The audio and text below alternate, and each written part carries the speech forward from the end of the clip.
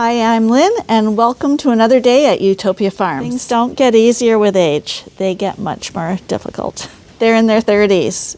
They could be my children. If you actually make friends with them and you lose them, it's like losing your pet dog. And we're under extreme scrutiny when we're on YouTube. And I've never been a tough person when it comes to animals. Thick skin. You gotta have it if you're on YouTube or you're a sheep farmer. So let's get started. Right now I'm starting the day's chores with the sheep in the heifer barn. On this side we have our replacement ewe lambs that would have been born this time last year and who will be breeding this fall with some of those rams that we were pointing out. Hi, how you doing? Did you come say hello? So these are the up-and-comers. As you know, we keep them for a year, raise them up so that they're at their full potential when it's time to become mums. And the ones on this side, one is an escapee that hopped from this side to this side. So she's a ewe lamb, it's a Dorset. The others, you can see that there's red ink on their backs and stuff. And anyone with ink on their back are ones that had lambs this year, but something went wrong. There was a birthing incident or something where they lost their lambs. One of the mums actually rejected her lambs, so she got put in here. And shortly we'll be sorting through those ones with the numbers on their back to see if they get another chance or if that was their last chance. However, there's two in here that Arnie's just recently put dots on their bums, and that's because these ones, as you can see by her udder there, are still to lamb. They're stragglers. This one, I believe, yeah, she's got a black dot on her as well at her shoulders, so these would be Luther lambs, and he's got someone else marked too. And this was, she lost her lambs in here, but she was also one of the lambs in the group where the rams got in. So she had a double whammy. She had lambs before we wanted her to, and she also lost her lambs or lamb. I don't remember what she had. But for sure when we run her through, she will be staying here to have lambs again. This is Tammy. Tammy looked enormous, but right now we're thinking she's open. So that was kind of strange. She had a lamb last year and didn't this year. But technically all of these guys can still lamb up until June 1st, so we're kind of waiting and watching. But this one with the red dot here, she's imminent for sure. So Arnie's checking her more frequently. This is the lamb that jumped over. I call her a lamb still because she hasn't had babies, but she belongs on the other side of the fence. I don't know why she came over here. And then we have this one here, for instance. She looks like she's open. She has a purple dot on her because that indicates which ram we used for her, and it was our young ram Maverick.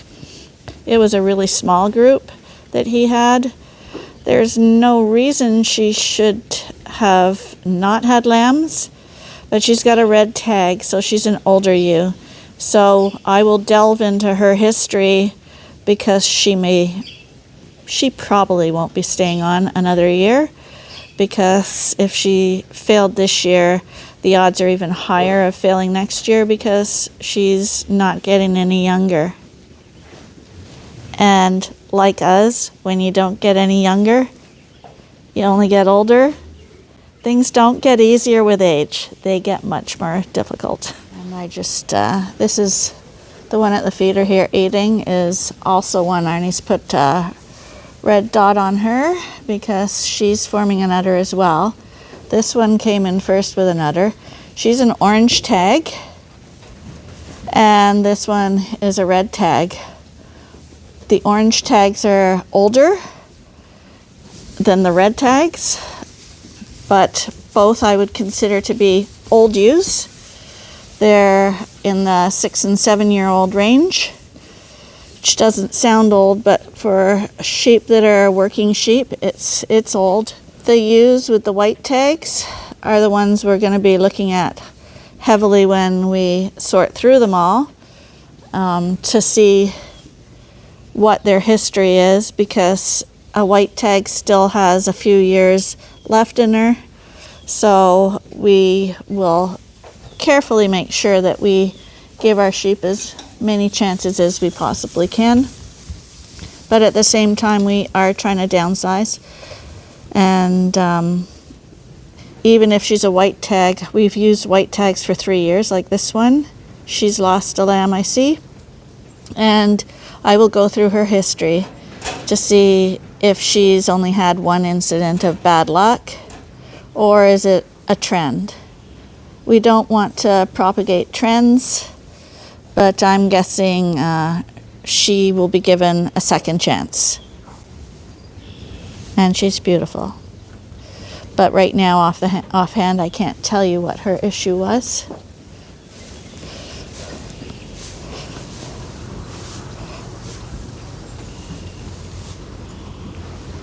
Here's Scotty come to join us. He's still the supervisor. Hi, girls. But yeah, like with the age of the ewes, like I said, the same thing also applies to us farmers. And things get more and more difficult for us every single year. We think we can still do it, but for most people, we're retirement age. And we watch lots of YouTube videos and have some really good channels that we watch. And I hear the people there saying that it's a young man's sport, sheep farming, and that it gets tougher when you get older. And when they're talking about it being tough, they're in their 30s. They could be my children. So you can imagine, if it's tough on a 30-year-old, it's really tough on a mid-60s person. So we are struggling a lot more this year. We're really noticing it. And yesterday was a really, really, really bad day. I stopped filming and just basically lay on the sofa all day, feeling sorry for myself. And it's because, along with farming, the rigors of farming, how much work it is, and stuff like that, and how exhausting, because it's an everyday thing. There's no break for us, and we have no help. Like, I feel so envious of these people in the UK and Ireland and stuff like that, where there are neighbors' kids and stuff that actually want to go help, and they love it. And I think, oh, wouldn't that be nice? But around here, kids don't want to work. And if they want to work, they definitely don't want to be running, chasing sheep or feeding sheep. They want to be driving equipment. And the other thing with age is, just like the sheep, where it gets harder and harder to produce each year, with us old farmers, I'm finding anyway that my skin is getting thinner. So literally your skin gets thinner when you get older, but also your mental skin gets thinner, because what I could handle emotionally in the past, I can barely tolerate anymore. So yesterday started out, I was all cheery, thought it was going to be a fairly good day. And the first thing that greets you every morning, and I think most farmers who have livestock will feel the same thing, that it's that first half hour while you go through the barns where you get that knot in your stomach, because you don't know what's happened overnight. And you would think nothing should happen overnight, but inevitably something will happen overnight. And it's really hard to go to work every day with that stress of worrying who got injured or who's dead or who's dying or something like that, And you think that's an exaggeration, but with livestock, it really, really is that. And you either get a really thick skin or your skin wears out. And mine is wearing out. Yesterday, Big Betty died. And that is one of the problems not only of sheep farming, but of growing attached to your sheep and naming them. Because if they're all anonymous beings, it's distressful when you lose sheep. But when you actually know them and set them aside for retirement here, or any reason, if they got a name and something happens to them, it's 10 times as devastating. So when you're crazy enough to name your sheep and make pets of them like I do, it's very difficult. And like I say, the older I get, the more and more difficult it becomes. I don't know why that is. Instead of building up tolerance, which is one way you would go, where you become cold-hearted and not in a bad way because you have to stay sane. But if you actually make friends with them and you lose them, it's like losing your pet dog. And I'm sure everyone watching can relate to losing a pet. And that's what it's like when you lose a sheep. And a lot of people come here and say, how can you even tell them apart? Well, as you know, I can tell them apart. Who's that? She can see herself. Hi, sweetheart. Who is that? Yeah, it's you. Funny sheep. But anyway, I don't know what happened yesterday. I walked to the barn and Arnie was pulling a dead sheep out. That does happen. We expect it. You steel your heart for that. But then when you recognize it's one of your special ones, it just hits you like a brick. So we were just showing Big Betty a few days ago. She was perfectly fine. We have absolutely no idea what happened. Did she have a heart attack, a stroke? Did she get caught in a feeder? I don't know. The good thing is that she was 11 years old, lived a long life here and a happy life. I'm quite positive of that. But it was very unexpected. She didn't have any illness. She was up at the feeder eating and nursing her lamb. Everything appeared to be just fine. And yeah, if you expect it, you can steel yourself for it too. But when it's unexpected, yeah, I wasn't in a good humor yesterday. Hi. But I thought I'd tell people because I know a lot of you get attached to our sheep virtually as well. And it's hard when you lose them. And we want to give you what it's like, what it feels like to be a farmer. So we show you when we're tired, when we're angry, when we're fed up, when we're sad, when we're happy. Because we are human and we're under extreme scrutiny when we're on YouTube. And it's hard to produce an uplifting, friendly video when you're feeling devastated. So I wasn't going to post for like a week.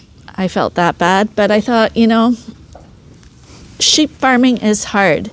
It all looks very cute and friendly with me petting these sheep and them all coming around, but you really do have to be tough. And I've never been a tough person when it comes to animals. Look at them. Anyway, from the non-sheep farmer, Lynn, we're going to head into the coveralls now and continue with chores and get going. On a happier note, here's the two straggler twins. Hi! You guys look like you're having a fantastic time here. What could be more fun than chasing cats around all day in a very big pen? These guys are doing really well. Now that we've got one or two more to come in, we're going to leave these here for sure so that they can spend time with the new ones. Arnie says he doesn't like to plan things ahead of time.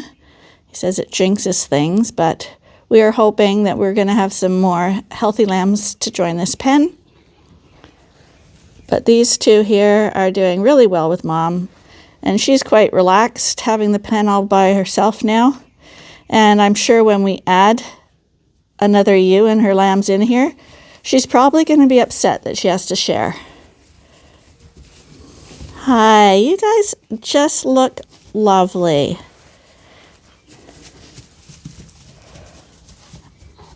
You're a good mom, aren't you? You're a really, really good mom.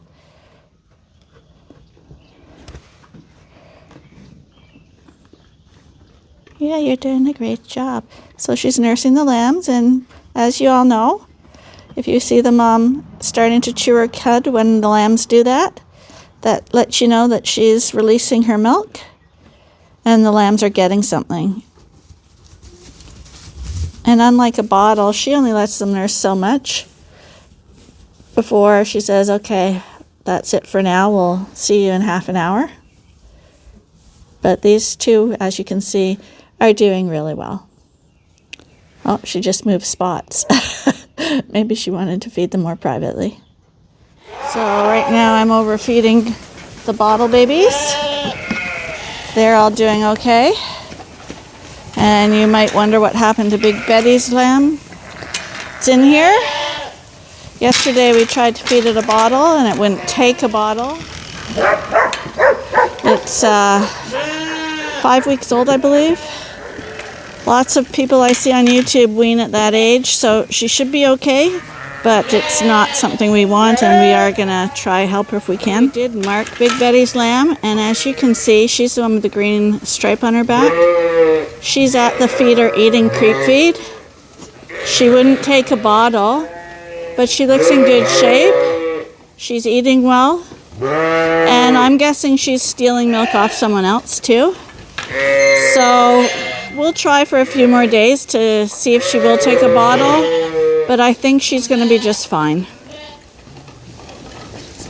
So that's the good thing, like I mentioned before. If you have younger lambs in with ones that are a bit older, they'll copy what the older ones do. So, like when we first start lambs off on creep, it's a slow process until they figure out that they're supposed to be eating this stuff in the trough. But when you got older lambs to copy off of, they're very curious what the older ones are doing and will start eating solid food a lot quicker than the first ones did. Hi, you guys. You look lovely. There's little Gimpy. He's in the big pen, walking around. Someone asked if he had Cache Valley. We have no way of knowing that. He could have. All his sisters were perfect. He could have been just really squished up in the womb with 3 others in there, and his bones as they were growing got twisted up a bit more. We really don't know. He's a happy lamb, and that's all that matters. And we take him day by day. He's kind of like Twisty on the Sheep Shepherds program. You always seem to have a misfit in the group, and it's always nice to see that they can still survive and have a fairly decent life. We'll keep him until he's not having a good life. But right now, he's always extremely happy to see us, and he tires a little from walking because he's come a long way. As I was doing sheep chores, he was following me around. We're hoping that the more he walks, and you saw him running the other day, that the stronger his legs will become, but they could become weaker. We don't know that, and it's a part of life that we do have to deal with. Another thing where you have to have thick skin. Hi, you're a beautiful little girl. Yes, you are. Hi there. I think that's Heather. Another thing that requires a lot of thick skin is YouTube. The comments that people put out there are wonderfully encouraging and uplifting most of the time. And that's what they should be. I mean, why people have to do backseat driving and tell people what to do as they sit in their armchair at home drinking coffee and have never owned a sheep or whatever the video is about, and have to make a comment on why didn't you do this, why didn't you do that, or maybe you should have done this, so-and-so does this. It's not called for, it's mean-spirited, because everyone who is making YouTube videos is doing their very best. And I don't understand how I was raised is if you don't have anything nice to say, don't say anything at all. Because when disasters are happening and you get those type of comments, why didn't you do this? You should have done this. It's hurtful because we're suffering enough as it is trying to deal with that. And it's not just my videos, because actually our viewers are really great most of the time, pretty well everyone. But even when I watch other people, like I watch a travel guy, and he was doing a live stream, and he is the sweetest guy and has the most fantastic videos through my lens. He's an American. But he's doing the live stream, and one of the comments is to him, I like so-and-so's travel videos way better than yours. And it's like, why? Why? You take the time to call in and say that. You're a mean person. And do you know how nice the guy is that got that comment? He says, yeah, I really like that guy's channel too. Just horrible. And today I was watching a video in Ireland by Glenn, and someone said to him, he's just finishing off lambing 1,000 ewes, and they say to him, why are you pulling so many lambs? Well, you really have to watch what you're saying, because 1,000 sheep have been having lambs. He's not pulling lambs constantly, but he's being diligent. Lambs dying is not a good thing. If you see a ewe that's been struggling for a while, even if she could do it, sheep farmers are very, very, very busy people. And you can walk away and say nature will take its course, it'll be fine. And you got a 50-50 chance of it actually being fine. But if you take the time to actually help it off, make the process go quicker, you can, 1, get back to your work, 2, it could have just been a little tweak, or it could have been something major that needed doing. But it should always be better safe than sorry. And to make a critical comment like that on someone who's trying to improve on a daily basis, I just don't know why you'd call for that. And if you do feel that you really should say that, maybe you should watch a month of his videos first before you comment, to see what the protocols actually are and what actually is happening, instead of taking a snapshot from time and making the judgment. And it's not that it was anything mean, but it was questioning someone's way of doing things. And when you're busy and trying your best, it is hurtful. And you have to have a thick skin. And even if you have a thick skin and you just ignore these comments or whatever, it gets in there, and it makes your day that much worse. So, yeah, thick skin. You gotta have it if you're on YouTube or you're a sheep farmer. Walking in the pen with the younger lambs. So they're the second youngest. I discovered this fellow. And that's what I mean by every day they change, and as they grow on, you begin to notice certain ones.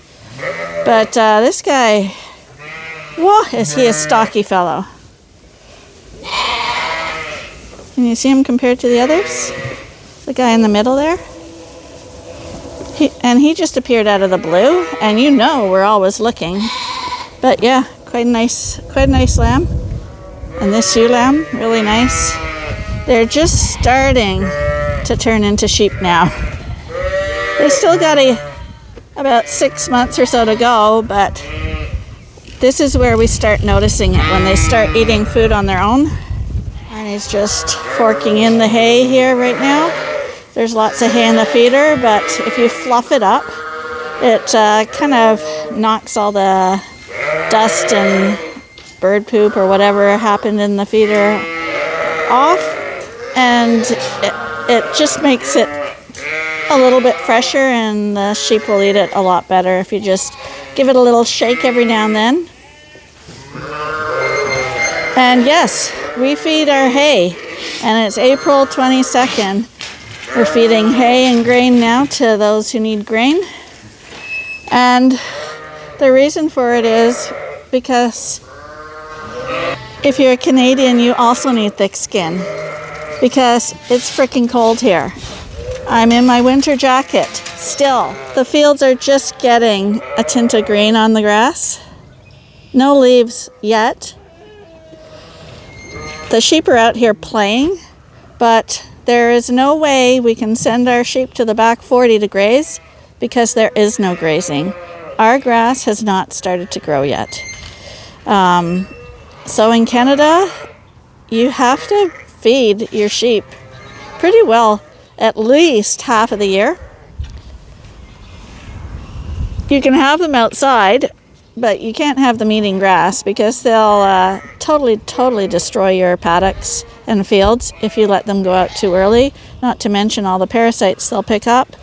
It's not good for them. So even if you're raising your sheep outdoors, doesn't mean they're pasture raised per se, although people will call it that because they will have to be supplemented. And that's a fact. Like, they cannot survive on nothing. So hay, some people don't seem to realize, is grass. So putting out a few hay bales in a paddock area for them outdoors, at least it can get them through the winter, and it is feed. And if it's really cold and you want them to get some fat to insulate them in the winter here, grain is a really good idea. What do you think about sheep farming? Do you have to have thick skin? Do you have to have thick skin? I love it. That's the only reason why you do it. That's right. Today's video, I'm focusing on how sheep farmers and YouTubers need thick skin. You want to be buying that second lamb right there. That's my keeper lamb. I know. Do you have thick skin? Or is it wearing thin as you age? Well, I have real thick skin if it concerns people. The only reason why you sheep farm, you have to love it. I don't. Is it a hard job or an easy job? It depends what time of year it is. Right now it should be getting easier because we'll be going to the field and stuff. I don't know. I think you have to love it. I mean, I think it could be worse. What's the worst part of sheep farming? The death part. And what's the best part? To me, I've always said that the best part I like about sheep farming is seeing the results of the new breeds. The new genetics. Yeah. I always find that I love that part the best. To seeing what you produce, like this one right here coming. Look at this one here. Oh my goodness, you're a keeper. I mean, that's way above average. This is why we don't downsize, because everyone's a keeper. Yeah, she is way above average.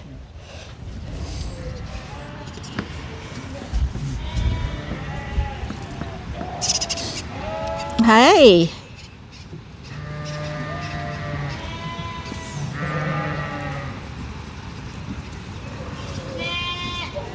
I love the grass and stuff. I don't know why they want to walk over that debris pile. Because it's a mound. It's king of the castle always.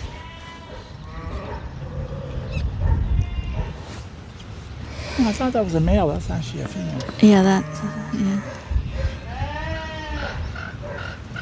I think their customers are going to be happy this year. We haven't found out who the main sires are yet.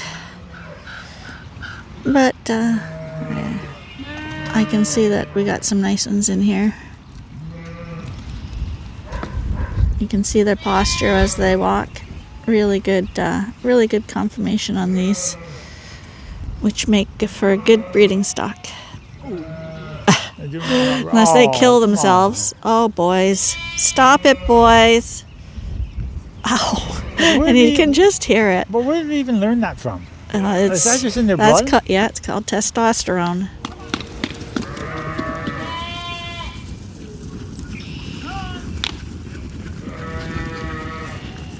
Hey, you two. You can fight in the barn. Come on.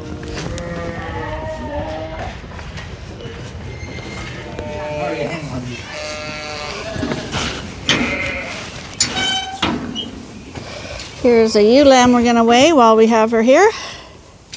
This is the one that I keep showing you in all the videos that I really like. Come on, get in, sweetheart. Come on. You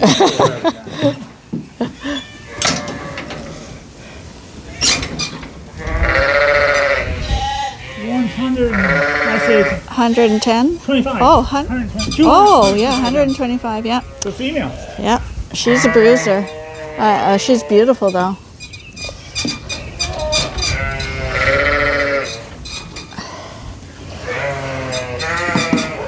But I like that one that looks like her. See, I wonder if they're sisters.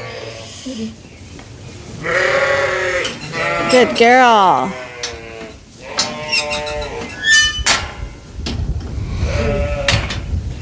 That's less than 100 days old and a female. I hope you enjoyed your time with us. If you did, be sure to give us a like. That's the way that YouTube recognizes that our videos are enjoyed by people. I know it's a pain in the neck to remember sometimes, but it really does help. When people say it helps, it does. Remember, it's like this, not like this. They don't do thumbs down anymore. Well, they still have it on TV, I see. Yeah, but they activate. Anyway, be sure to subscribe. Be sure to watch us weekdays every day. And on the weekends, if you want to see a short or the Wandering Shepherds, we have that too. So until then, we'll see you in the next one. Stay calm. Bye.